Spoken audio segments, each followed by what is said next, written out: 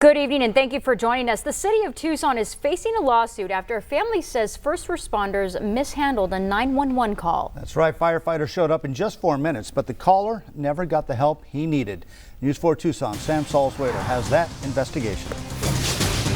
The family says the blame belongs to the Public Safety Communications Department, which answered the phone, and the Tucson Fire Department, which showed up at the door.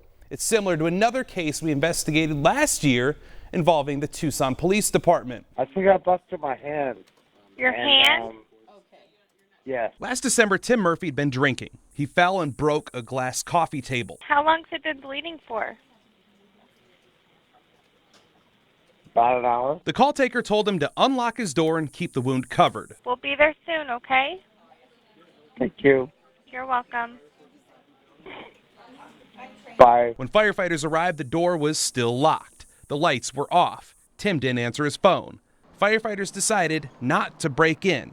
His mother, Rhonda Murphy's, filed a lawsuit against the city. You can't claim that somebody and do a welfare check until you see that person and know that they're okay. Tim Murphy bled to death. He had a crazy smile, just beautiful. It just lit up his face, lit up his eyes. Yeah, because I don't think we have enough to force entry or do anything like that. Last year, another family filed a lawsuit after police decided not to break into an apartment. A woman had been assaulted and stabbed. And she said, oh, well, we did a wellness check. We knocked. We tried to look in the window, but nothing. And I said, so you basically did the same exact thing that we did? And she said, yeah, we can't do anything else. That claim was dropped. The evidence appeared to show police breaking in would not have saved the victim's life. It's like dripping all over. But Tim Murphy's case is different from the police case. He was definitely alive when firefighters were at the door. He was exchanging messages with a friend the next day.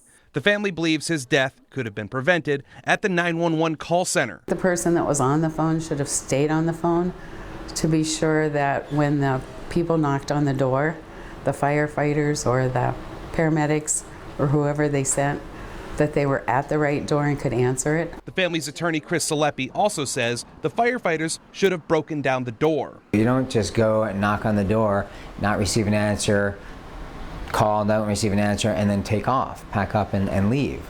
That's problematic. They should have entered because he obviously called for help and he needed help. According to the fire report, firefighters decided not to break in because they're concerned it might be the wrong apartment. It's probably some procedural and policy issues that need working on and training. We don't know if the call taker or firefighters followed their procedures. The city declined to answer questions about its policies because of the lawsuit. According to the lawsuit, eventually a friend called 911 again, worried about Tim. On that later call, police did break in and found the man dead.